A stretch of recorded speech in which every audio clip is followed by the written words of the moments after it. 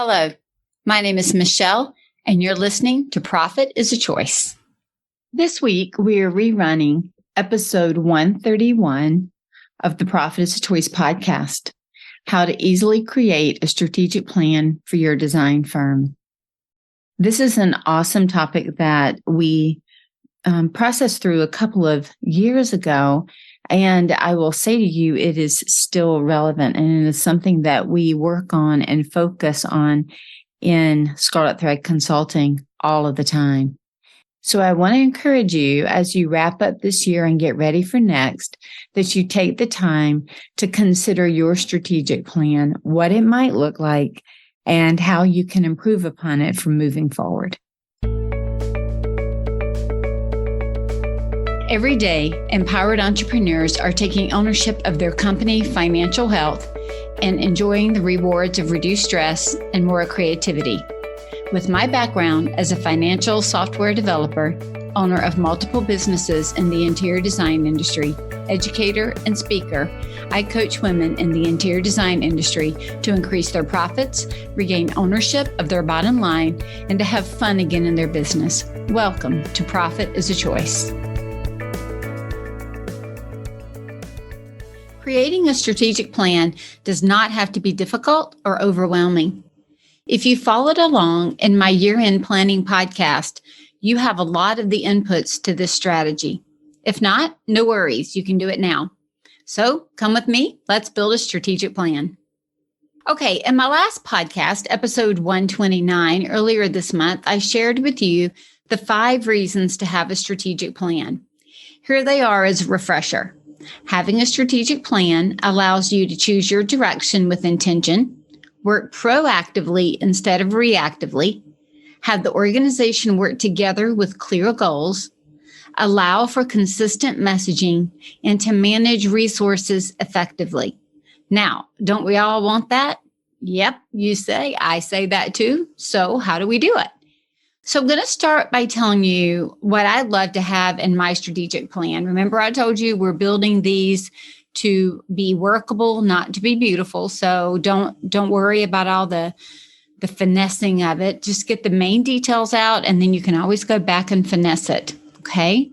So I'm going to just list out some of the main pieces and parts that I like in my strategic plan, and then we'll go through each of them individually. I like to have my why and company vision, my mission statement, my core values, my 5-year vision, SWOTT analysis, 3-year milestones, and then yearly goals and objectives. Remember, this is a living document, one we're going to be using and managing to each quarter and month, and then also year. Also, the time frame closest to us usually has the clearest goals and action steps. So I keep that in mind while I'm building, meaning I know more about what's in front of me than what's 5 years out. Sometimes the difficulty in creating a plan like this is we're trying to solve problems that are going to happen in 5 years. We create every problem. So I'd rather you spend that energy focusing on the year ahead of you with an eye to the future. If not, it's like worrying about the job you're going to get when you don't even have a training or degree and you're just starting college. Focus on the thing in front of you. The rest will come. Just work towards it, one step at a time. In episode 125, I indicated how powerful it is to know the core or the why of your business. And this is one of the first things that I put in my strategic plan. You see, at the top of my plan is the description of who the company is.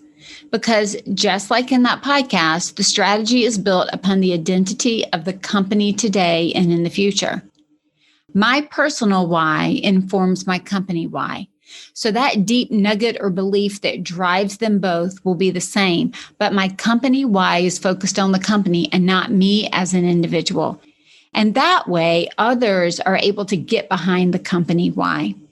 This why is also part of the vision. If you think about it, your why clearly drives where you want to go. It's the big belief that drives the work of the organization for the outputs generated. And the more clearly you can define this, the clearer the path ahead for you and your team. The vision is the combination of what you plan to do and why you plan to do it. Okay. So it's kind of going, it's not the detail of the what, but it's the high level what and why you plan to do it. I'm going to read you my company vision from 5 years ago. So I wrote this in January of 2015. And you'll notice that there are areas where I'm very clear, and then there's some areas where I'm a bit more vague. That's because, again, it was written in 2015, looking forward to where I wanted my company to be in the year 2020. And I didn't know what was going to happen for those 5 years any more than you did. And the closer I got to 2020, the more that vision was turned into action items and to goals. They were made smart, right, with the SMART method. And that way they supported the vision. And the clearer my vision became. And I can again tell you this, I brought this vision into reality. I've done everything that I said I was going to do in 5 years. And now I'm building another one that will build on top of this. All right, so here it is. This was my 5-year vision written in 2015. It says, my ideal team is small, mostly women, highly skilled in their positions. The goal is to work with independent contractors, women who own their own businesses, not to have a big group of employees. The business will allow me to do my best work, whatever it is at that time. It could be teaching, sharing, speaking, coaching, writing, but it will be flexible and not stagnant in any way. The business will be highly profitable. Top line and bottom line will always be considered. Out of the profit, the business will help support others. This could be in the form of charitable donations or microloans to women. With the flexibility of work product, the business will also be flexible in timing and in location, allowing for travel and off-site work. There will always be time to take care of me and my health, as well as my family and friends. Much attention will be focused on how women see themselves and how they translate their gifts, talents, and abilities into the world around them for their own success. Prayer and biblical consideration will be a daily part of this business and how it grows and operates at every point. And that's it. It gave me a North Star in my company to work towards. And so as I build and as I work with others and as I do things and make decisions, I keep going back. What is my why? What are my values? Where do I want to be? Does this get me closer to where I want to be, or does it take me away from it? We talked about that in the prior podcast. And these statements tell me this is where I said I wanted to be. And here we are in 2021. We've just wrapped up 2020, and I've made every one of those happen. And so, like I said, now I'm building more. What do I want to do even in more detail for the next 5 years? Okay, so let's turn a bit and look at mission statements. The mission statement is the company why and vision in action, meaning it's how you will achieve the vision. So it tells more about the steps that you'll be taking in business. Your mission can shift a bit, right? So every year the mission, even though the overall mission of the company is the same, you may tweak the way that you are delivering. You may tweak the product that you're offering. You may tweak the way that you are engaging with your clients. And so that happens. The mission can shift around as the years go forward.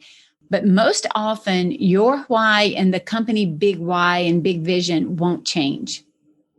Again, I like to write out my core values. They're the guiding values for your business. I've asked you all to make note of yours. Write it down, hang them up wherever you see it, and commit to it. My core values are abundance, integrity, faith, and encouragement. In everything I do, I want it to be done in a way that never feels like I'm holding back from somebody. I always hated, taking a course or working with somebody where I felt like they were holding back information. And so I want to work in a way that says there is an abundance. There's plenty of work. There's plenty of information. You do better by sharing than by holding back in some way. And so those I work with should know that we're always working in integrity and in the support, encouragement of those that we serve. And then we work diligently internally as well for all of our processes to flow this way. Okay, so everything to this point is telling who the company is and where we want to be in 5 years. And we can even drill down a bit and create a vision or more detail around it that tells how much revenue and profit the company will make. I did that work in my yearly goal setting because honestly, my vision wasn't about financials. I don't know. I guess maybe you picked up on that. Maybe you didn't. I said highly profitable, but I didn't indicate originally 5 years ago what that number was. I let that number grow as I got there because, as I've said on this podcast multiple times, profitability comes in more than just money. I consider myself highly profitable when my clients are highly profitable.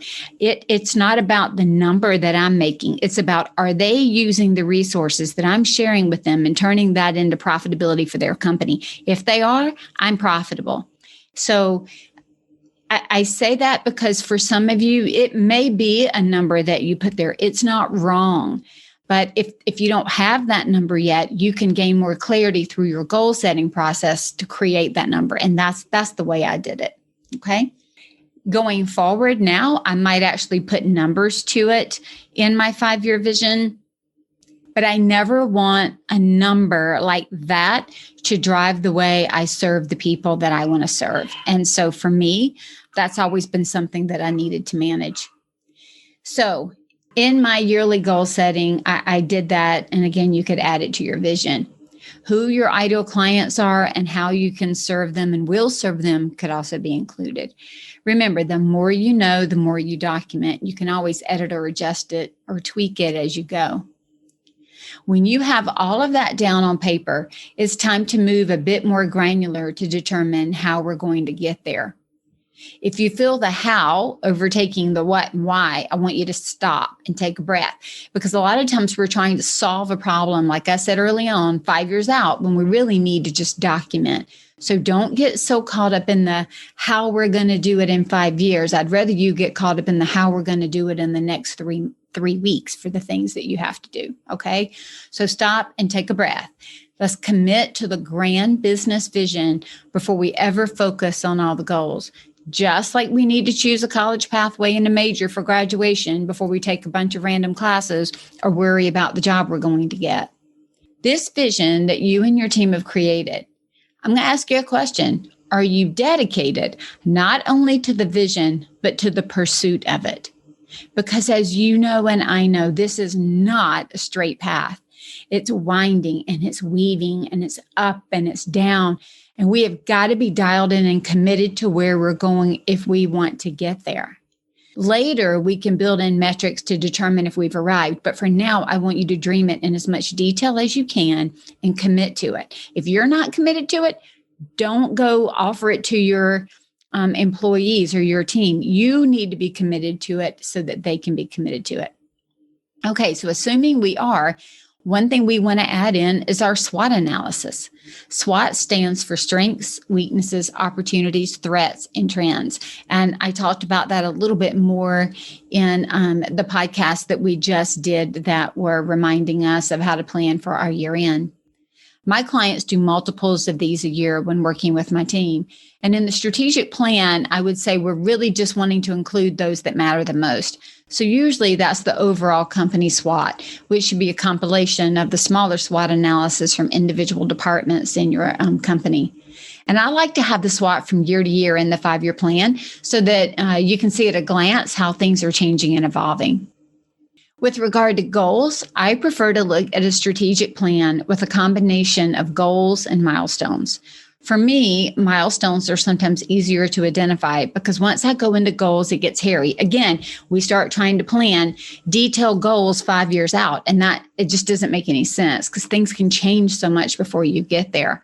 So if I have a 5-year vision for my company, then I might create milestones for year 3 that let me know if I'm on track for 5-year success. So let's say I want to make $1 million in 5 years. Well, maybe I am looking and I'm only making 100,000 now.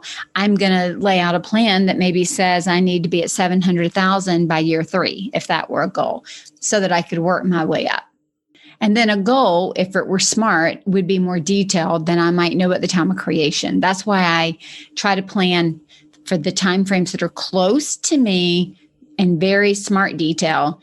And those that are further out, a bit more like milestones. And so it becomes a layering approach. It's a living document. Again, it's going to be honestly the same way that you design in a room. You're going to do it by layers. You're not going to walk in and have angst over what accessory you're putting on the bookshelf. You're going to start with the big pieces and the big part and the grand vision of the room. And I'm telling you, the same beautiful skill set that you have to design wonderful spaces can be used to design a business that you want, not just moving day to day and year to year with what comes, but literally creating it because you are dreaming it and you're putting it out there. And I'm not talking about just manifesting something because you thought about it. I'm talking about working for it, but knowing what it is you're working for. Again, for that 1 year right in front of me, I really like to create clear, SMART goals. And by SMART, I'll say it probably multiple times, but it means that they need to be very specific, measurable, attainable, realistic, and time-bound. So I'll ask myself, where do I need to be at the end of year one to be successful in the 5-year plan? That's exactly what I'm going to do as I'm wrapping mine up here. Where do I need to be at the end of 2021, going into 2022 for, where I want to be at the end of 2025? And then what milestone might I need to reach by the end of year 2? And then as I'm planning, again, more detail, the closer it is, more vague detail, the further out it goes. If I were to create it right now, again, my vision would be for the year 2025. I would put in there where I wanted to be by the end of that year or whatever time frame you happen to attach to yours. Then I would create a milestone for the end of 2023. And often what I see is designers casting a vision, but then trying to do too much at one time in 1 year. And then they've just created overwhelm and stress. And that's not the way we need to do it. We have lives outside of business, and we need to work on the balance and growing our firms and the life we have with family and friends. If 2020 taught us anything, it certainly taught us about family, it taught us about community, and it taught us to hold the ones that we love very, very dear. And we don't want to miss the time doing that by building a business that is ultimately not going to fill that place in our heart. So if I know that I need to plan to, as my kids grow, many of you have reached out and you're doing the same thing that I did. You're growing your business as your kids grow. Well, that may mean that your goals are adjusting as you move forward throughout the next 5 years. If I know, I'll go ahead and indicate the milestones for 2022 and 2024, and then I'll write detailed goals for the year in front of me, 2021, again, that are specific, measurable, attainable, realistic, and time-bound. I personally love using the traction method with big rocks or a sprint, and then the 12-week year method, which is you look at each quarter as if it's a year. And so you're really only planning one big goal a quarter with smaller goals and action items sprinkled in. While creating all of this can seem overwhelming, I'm going to tell you it brings me a lot of relief. And I do it in stages and I do pieces and parts. And that's why I started all the way back in November bringing this to you. Do this little bit, do this little bit, do this little bit. All those little bits come together to create this strategic plan. I know that I have a plan and can rest in the fact that it doesn't all have to be done at once. I love to plan for rolling quarters. So I might plan out Q1 through 4 of 2021, and then maybe lightly plan Q1 of 2022. And then when I finish or complete Q2 of this year, maybe I'll plan out Q2 of next year so that it's moving out in front of me. This way, I always have 4 to 5 quarters planned. And as you can see, the closer you get to the time frame, the clearer the vision you have. So use that to your advantage. Once you have this strategic plan, you need to manage and monitor to it. So at least once a year, I'm in there reviewing it, making sure that everything is where it needs to be, what needs to be tweaked. The goals also need to be managed per quarter for the year that you're in. And so sometimes I manage those goals separately, but I do manage back to that strategic plan. If you're in a big growth time, you may actually need to be in that strategic plan every 6 months. But if a plan is done correctly and you're really looking at everything and you're not in some crazy growth cycle, you don't really change it all the time. So, maybe look at it once, twice a year, max once a quarter, and keep going. Here are some quotes to encourage you as you tackle creating a strategy for your company. Pablo Picasso said this: "Our goals can only be reached through the vehicle of a plan. There is no other route to success." Planning is bringing the future into the present so that you can do something about it now, said Alan Lakin. Jim Collins said this: "The real path to greatness, it turns out, requires simplicity and diligence. It requires clarity, not instant illumination. It demands each of us to focus on what is vital and to eliminate all of the extraneous distractions."